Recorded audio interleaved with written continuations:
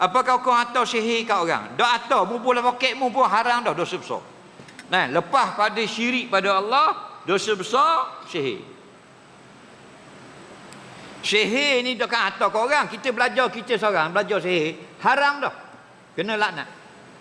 Kita belajar dah buat kat orang. Kita buat saja-saja je kan. Nampak? Dah buat kat orang. Dak kena orang. Belajar sihir je, dosa besar. Mati kena azab. Faham? Kerana belajar sihir itu haram. Orang buat sihir nak kena orang, dua kali haram. Satu belajar sihir se, kedua kena orang pula dalam neraka lagi. Siapa pergi rumah tukang sihir, dia nak tengok orang berubat, dia tu memang sihir. Tapi kita tak percaya, nak pergi tengok saja, nak ambil suasana je. Faham? Balik itu 40 hari tak kira semayang.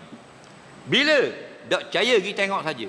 Bak Nabi kata, man atakahinan lantuk basalatuhu arba'ina yauma. Siapa pergi ke rumah tukang sihir, dia tidak diterima semayangnya 40 hari. Wa in saddaqahu, kalau dia yakin dah dengan sihir, faqad kafara bima unzila ala Muhammad, dia telah kafir kepada Al-Quran.